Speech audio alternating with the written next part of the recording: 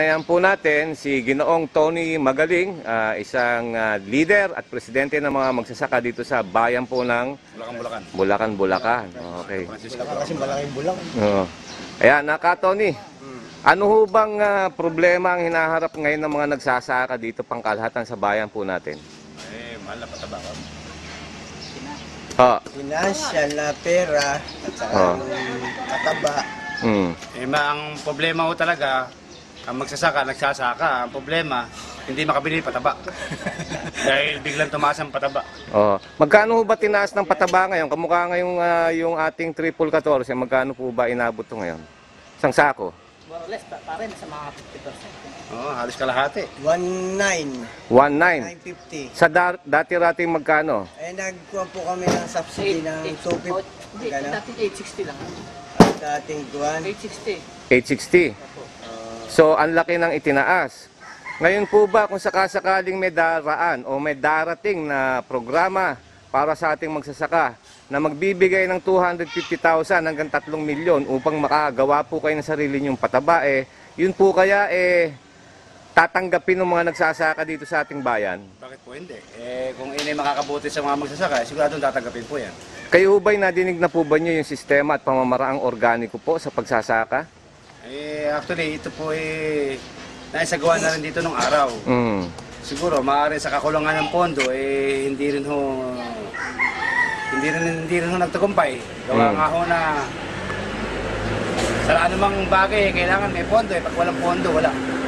Yung po bang ating Provincial Agricultural Office dito, ano po bang ginagawa nila upang maibsan po yung problema nyo sa problema ng pataba?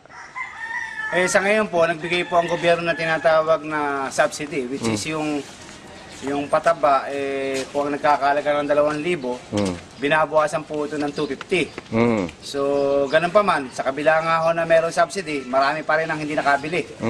Kasi nga sa mahal. Unang-una, lahat ito kasi nagtaasan, simula sa pagmamakina. Yung pakyaw ng makina dati 5,000, ngayon naging 6 hanggang 7,000 sa hektarya. So, sa makatuwid, magkano ho ba ginagastos ng ating mga magsasaka upang matamnan po ang ating bukid sa loob po ng 1 hektarya? Magkano po ginagastos natin ngayon? Dati ho, aabot lang ng mga 20. Maaring 20 o kulang na 20. Ngayon ho, pagka wala ka siguro 30. 30 mil. 30. Malaking kakulangan talaga. Malaking kakulangan. At bukod pa ho doon, yung mga problema sa kuhol na salot sa magsasaka. Okay, eto ating pinakikita yung ating mga kasama dito sa isang bakuran na ating naabala po ngayong araw na ito sapagkat tayo'y merong dapat na harapan dito sa bahay po ng chairman ng agrikultura sa pagsasaka at kalikasan dito po sa bayan ng Bulacan. Subalit ito po'y na-delay dahil nga po sa ito nga ho, inistorbo natin yung ating kababayan na rito. Dahil sabi nga nila, pag wala hong saka at ubus na yung kinita sa kanilang ani, kailangan maghanap ng sideline. Kaya sa ngayon po, ito, nagsa-sideline sila. Ayan, makikita po natin, naghuhukay at ginagawa po itong pader. Ayan. Ito pinapakita namin sa inyo lahat upang maintindihan natin pare-pareho ang problema po. Hindi lamang po ng ating pagkain, kundi yung mismong mga taong nagtatanim po ng ating kinakain po dito sa ating bayan o sa ating bansa na Pilipinas. Ngayon, ang tanong sunod, kayo po ba kung sakasakali, yung programa ng SOAR, yung SOAR na tinatawag na ipinararating po ng Agroecology Council of the Philippines, sakali po bang, open po ba kayo o kaya nyo bang itaguyod yung programa na magbibigay sa inyo ng kakayahan upang gumawa ng sarili nyong pataba? Siguro po, kung mabibigyan po ng pag-aaral yung mga magsasaka, paano gamitin, paano i-applyan, bakit po hindi? Kasi po sayang po itong na to, hindi po pa utang to, ito'y grant. At kami po sa ating konseho, yung tinatawag na Agroecology Council of the Philippines, ay nagtataka nga po kung bakit sa dinami-dami ng aming pinadalang anyaya, hindi lang po rito sa ating bayan ng Bulacan, hanggang sa Cagayan de Oro City, wala pong walang sumasagot dun sa aming pinararating. Pera na po yung ating pinararating, tila yung ating mga magsasaka matabang ang pagkakatanggap nila dun sa mungkahi ng ating konseho. Ano po ba isa sa mga problema kung bakit po nahihirapan kami nandito sa National Ano po pala pangalan niyo ulit, kuya? Mar Santos. O, si Kamar, may sinasabi kanina. Kamar, ano po yon? Actually, ang problema ng magsasaka, hindi naman kailangan tinatawag na subsidy ng gobyerno. Mm.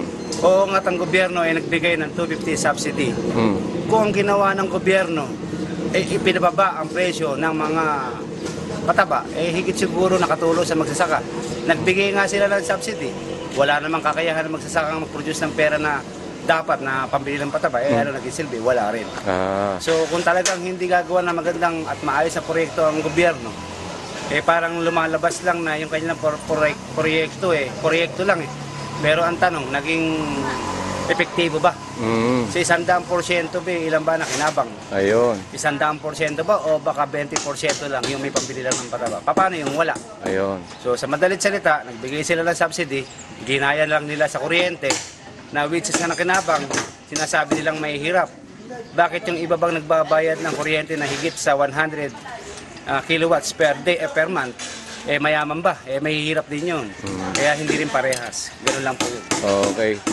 So, ang punto nyo rito, imbis na nagbigay ng subsidy, binaba na lang. Oo. Mas Gumawa marami pang, ibig sabihin lahat Lahat makikinabang. makikinabang, Bibigyan ng biyaya. Bibigyan ng biyaya, yan. Pero parang hindi talaga. sila. So, kumbaga, etong programa na ipinahatid